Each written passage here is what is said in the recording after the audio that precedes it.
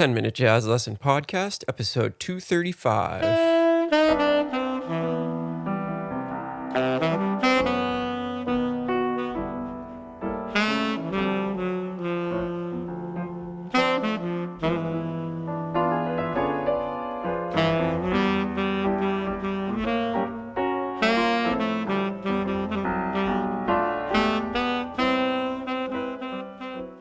Hey everybody, welcome back to episode 235 of the 10-Minute Jazz Lesson Podcast. Hope everybody's doing well, staying healthy out there, and keeping your practice routine going throughout these weird times that we're living in. So this week we're going to start a brand new series. I'm really excited about this one because I think it's going to be something that a lot of you out there have wanted to do but haven't been able to figure out a way to break through the initial stress of staring at an empty page, and that is composing. And this is something that I think every single jazz musician should be doing, regardless of their skill level or their end goal. Composition is part and parcel of this language. Every good player also does at least a little bit of composition, even if they don't play their tunes on stage. It's a great exercise to go through. So before we jump into the show, I just wanted to remind you that this is a listener-supported podcast. The way that we keep going, keep episodes coming at you week in and week out, is through your support. And we do that by using the Patreon platform. And what Patreon is a website where you can donate directly to your favorite creators. And we've got a great community over there. What you get is a PDF with every single episode. And then if you want to donate just a little bit more, you also get audio examples and backing tracks and all kinds of cool stuff. So if you want to get signed up, go over to our website, 10minutejazzlesson.com, click on one of the Patreon banners. You could choose to donate either $3 or $5 a month. Those get you different things, and that will keep the show coming at you. So I've got a bunch of new patrons to thank this week. First, I want to thank my new $5 patrons. Thank you to Robert, Charles, Morgan, Dan, Peter, and Strauss. And I also want to thank Will for editing their pledge from $3 to $5. Welcome to the community. We've got some new $3 patrons as well. Thank you to Stefan and Charles. Thank you guys so much for joining up and becoming members of the 10-Minute Jazz Lesson community family. So again, if you want to get yourself signed up, get these PDFs that'll get you started with composition, go over to 10minutejazzlesson.com, click on one of the Patreon banners, and you will get instant access to all those materials. All right, so let's jump in. So I want to talk a little bit about common barriers to actually start doing this, why people don't do this. So the first thing that you may think as a jazz musician is, how am I going to compose a song that anybody wants to listen to when I barely even have my improvisation skills together? You know, your primary concern might be, well, I need to learn how to improvise before I could ever hope to write something that makes sense. But that's not really true. And actually, slowing down the process and doing a little bit of composition can actually improve your playing a lot. So I just want to kind of right at the beginning dispel that myth that you have to be like this super advanced jazz improvisation master before you can step into the arena of composition. And remember, you can compose but not play your compositions for anybody. That's totally fine. And at the beginning, you probably should be composing without playing your music for anybody, right? Because your first compositions aren't going to be your best. This is like any other skill. You've got to keep doing it. You've got to stick with it. And eventually you'll start to see yourself grow into a composer that actually feels confident enough to get on stage and play your own compositions. All right, so now that we've got that out of the way and you know that you should be composing, regardless of your skill level, let's talk about how we can start to get into this. So one of the most intimidating things about composition is staring at a blank page. It's just like writing something in whatever language you speak. It's very intimidating when you sit down, you've got that blank page, and you just don't know where to start. So if we come up with a few ways to actually start with some material already on the page, that is going to take a lot of the intimidation factor out of creating your first couple of jazz compositions. So we have these forms in the jazz language that there have been hundreds and thousands of tunes written over, right? So an example would be a 12-bar blues, rhythm changes, a minor blues. These are progressions that have been around for as long as jazz has been around, and there's still hundreds of musicians and composers writing melodies over these forms. So let's start with one of them. Now let's go back to our old friend, the regular 12-bar blues. And your first composition that I'm going to ask you to write is going to be over the blues. Now you might be saying, okay, yeah, well, I know what the chords are, but I'm still too intimidated to actually start writing something. So I'm going to give you a little bit more, all right? So what I'm going to do is I'm going to give you a theme, and we're going to set this up in a very, very specific way so that you literally only have to write half of the melody. You're going to start with a melody, a theme that I've written for you, and you are going to compose the second half of each phrase.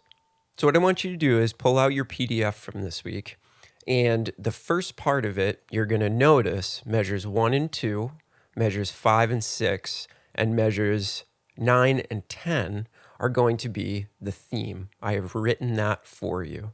So go ahead, look at your PDF, and what I'm going to do is I'm going to play the theme for you so that you kind of get it into your ears and you hear what I'm talking about when I'm speaking of composing this theme for you. This is it. Check it out.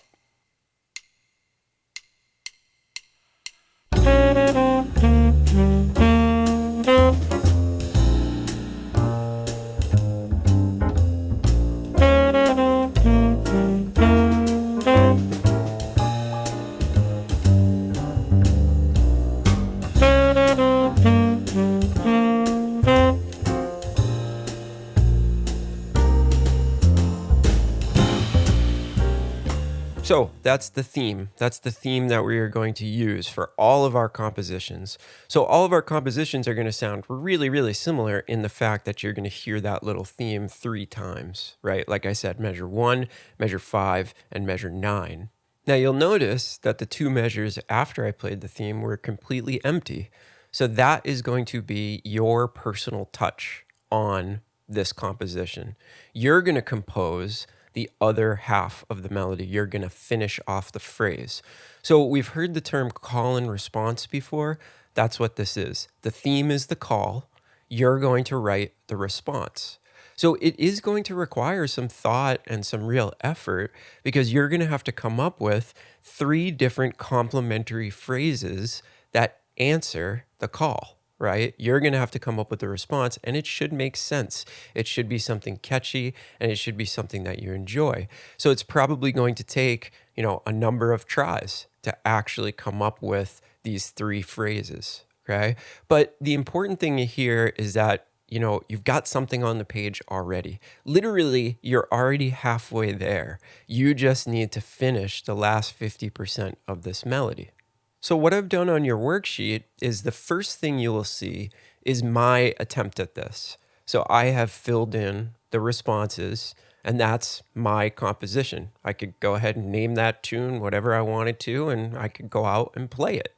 Then what I've done on the second half of the sheet is I have given you a little worksheet to do your composition.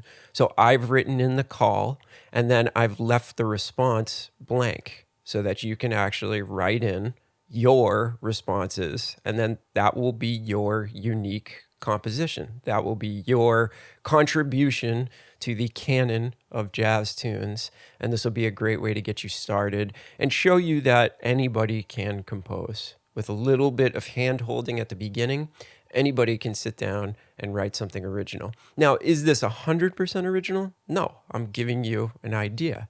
So if after you write your composition based off of my theme, maybe you can write your own theme and go ahead and write your own responses. So following the exact same formula that I'm presenting to you here, but just substituting my theme with one of your own. But why don't you start by just using mine? Right? I think that's the best way to go. So I'm going to play for you now what I came up with. And maybe it'll give you a little bit of inspiration. Maybe it'll kind of show you in a concrete way what I'm trying to get across with my words. This is my composition using this theme.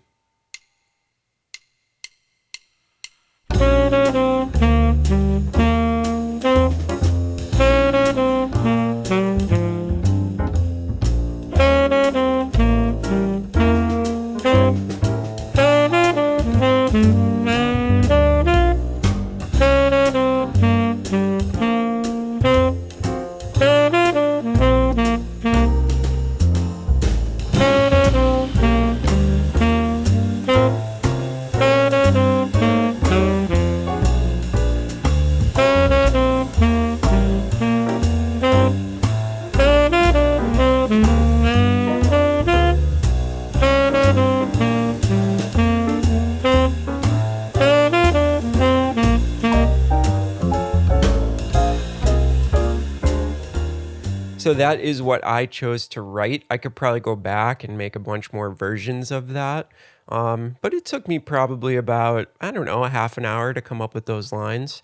Some of them are very bluesy, some of them are a little bit more bebop sounding, but I think that they all kind of fit together. And when I listen to the entire 12-bar composition, I'm pretty happy with it. Am I going to win any awards for that composition? No, I don't think so, but that's okay. What this exercise is really about is giving you the confidence to sit down and do it. And one of the things that happens is once you write that first little original thing that you can be somewhat proud of, it becomes a little bit addicting. And you want to compose more and more and more and more. And that's really what we're looking for. I'm looking to get you into the process of composition as something you do regularly by giving you an easy way to jump into that arena. There's something really cool just about, having a tune that is yours, that you wrote. And generally what I see from my students is that they want to do more and more and more of it. Okay, so that's your homework. Now, what I want you to do is I want you to write your composition using my theme, and I want you to post yourself playing it on the 10-Minute Jazz Lesson Community Facebook group.